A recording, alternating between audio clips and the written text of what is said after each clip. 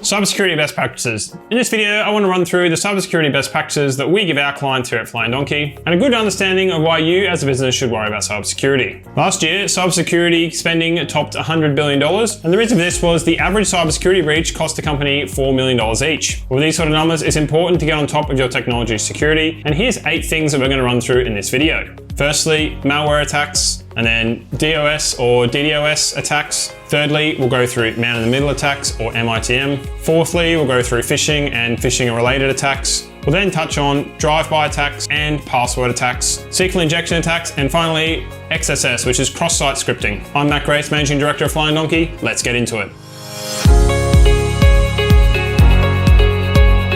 First cybersecurity attack off the rank is malware attacks. Malware attacks used to be a lot more common than they are today, but they're still very prevalent. A malware attack is when you simply click on a link and a piece of malware is downloaded and installed on your computer. From there, various pieces of software can be further installed or hackers can get access to a computer. These days, malware attacks are generally done via email and clicking on a link. Denial of service or distributed denial of service. These both are very similar, and what they're trying to do is send too many requests to a single server, which essentially puts the server offline. Now, the difference between the two is that for a denial of service attack, it's going to come from a single region or a single machine, whereas the distributed one will generally come from multiple machines. Now, for the first one, they're pretty easy to stop because obviously you can just block that IP or server that it's coming from. But for the distributed one, obviously because they're coming from a wide range of areas and are overwhelming your servers, you really can't stop these sort of attacks. These things are sometimes run on what's called a botnet, where some sort of machines have been taken over by malware or other viruses, are then used to run a distributed denial of service attack. Man-in-the-middle attacks. Man-in-the-middle attacks are where a hacker gets in between a message you're sending from your end to the other end. Now, this can happen in multiple different ways of areas, but the most common scenario is on an unsecured piece of Wi-Fi. That's going to go into a coffee shop and connect it to a Wi-Fi. You're then sending a packet to that Wi-Fi, and then that's sending it on to somewhere else. Now, that packet could be intercepted between your machine and the router, and then changed or inspected by the hacker in the middle. This is why it's always recommended to connect to secure Wi-Fi points, as these Wi-Fi points will encrypt those packets and stop the man in the middle. This happens as well for internet websites. If you go to a HTTP site that's not secure, when you send that packet to the server, it's possible that a man in the middle could potentially intercept that packet and change it. Phishing and spear-phishing attacks.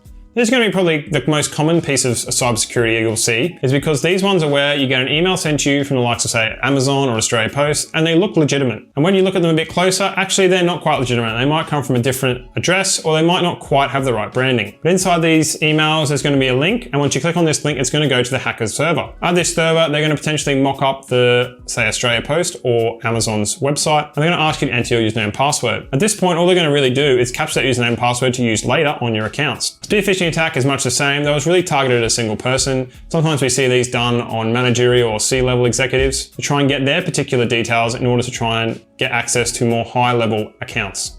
Drive-by attack. These ones are less common, but they're essentially where a hacker has intercepted into a compromised server, and you go view the website and simply accidentally download the piece of code that executes on your computer. These are hard to get by, but generally with all the modern browsers, they try and block all of these security holes, so as long as you get them up to date, you're generally okay. Brute force attack. A brute force attack is simply where a machine tries all various combinations of a password to try and get entry. Now, if you have a 1-character password, obviously that could be either 26 characters if you've used all lowercase, or 52 if you've used all uppercase. Obviously, this is pretty easy for a computer to run through and do 52 characters.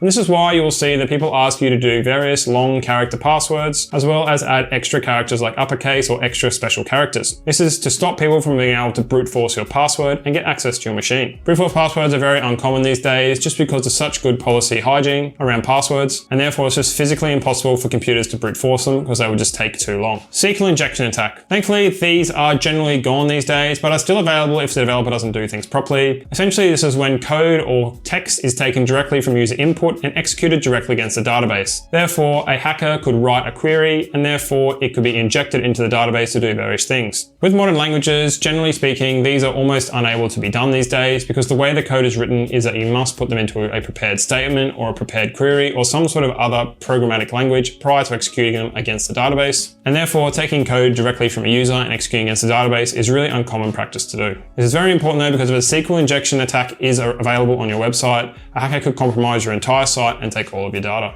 Cross-site scripting. This one's a bit of a difficult one to explain, but it is pretty common these days, and one of the ways the hackers do get access to various pieces of information. Cross-site scripting is where hackers essentially inject a piece of code into your website by hosting it on another server. The server can't tell a difference between where the asset is coming from and just runs it as if it's a normal asset for its website. At this point, once the hacker has access to the website and is able to execute their asset against your site, they can then make clients of yours run any piece of code on their site that they like. Generally speaking, it's not the initial injection that is going to be the cause of the problem, it's going to be the follow-on effects from that that's going to cause the major issues. Depending on what happens there, hackers can then redirect users to other sites or ask them to input data into fields that they control, and therefore that's where the hack is actually really going to take place. Cross-site scripting is one of the big things we scan for across all software development to make sure that we have correctly put all the policies in place to block this happening, and it's important that it's done on your software as well.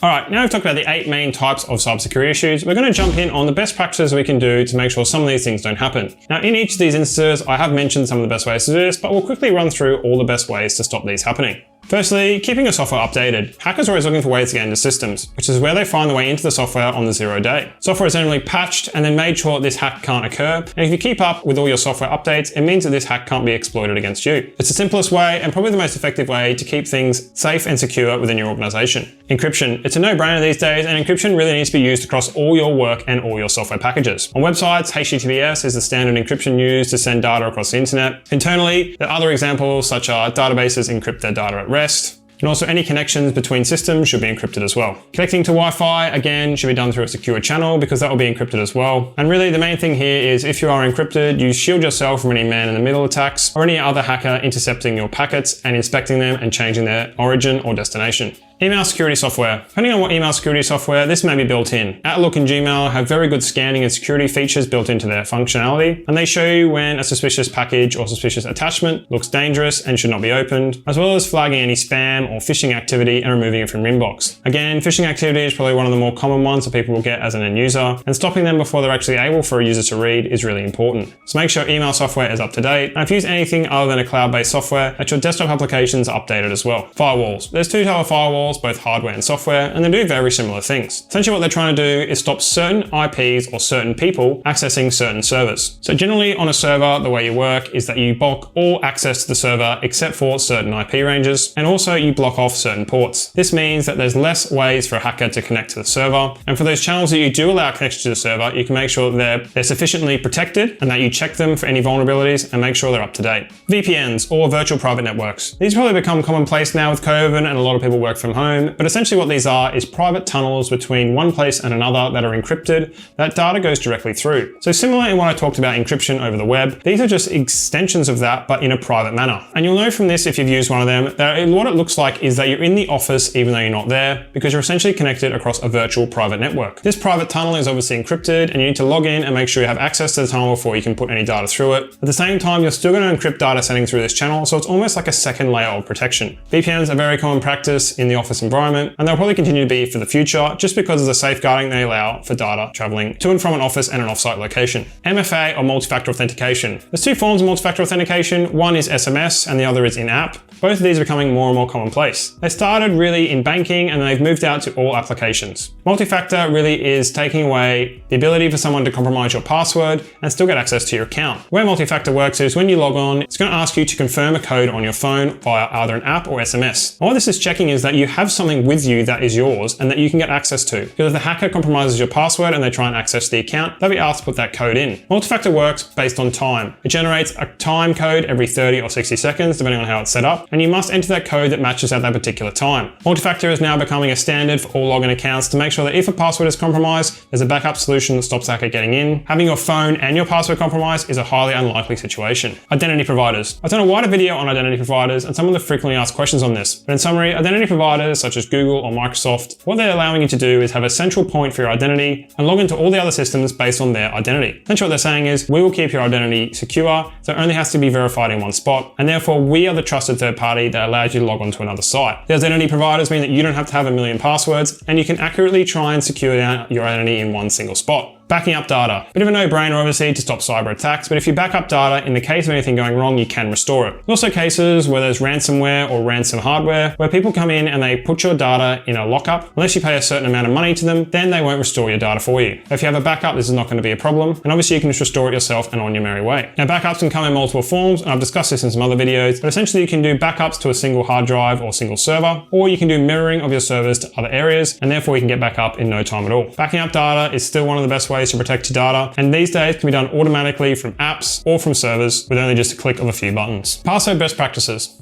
We talked about this when I discussed brute force, and the fact that if you had a single password with a single character, it'd be very easy to brute force. These days, password policies make people have fairly extensively long passwords using all types of letters and characters. What this means is that brute force can't happen, and therefore, in order to get a password, you're going to have to actually get it from the user themselves, which obviously they're not going to give you. Good password hygiene is always backed up by multi-factor authentication, and that's what's making it harder for hackers to get access to people's accounts. Document policies. Inside a business, it's always important to have your security policies lined up, and therefore share with your staff on what the best practices are. Things like taking them through what a cyber attack looks like, for example, a phishing email, and on things like best practices around multi-factor authentication and password hygiene. If someone is aware of a certain security, then they're going to be more conscious about doing it. At the same time, if you have these best practices in place, you're going to keep your business and your staff's data safe from hackers trying to access it. Importance of training. As mentioned previously, the documentation that you would have for your security can then be used to help train your staff to get them better educated and more knowledge on what they're out there and what's trying to get them. At the end of the day, the business data is important to you, and you need your staff to keep it safe for you as they are on the front line.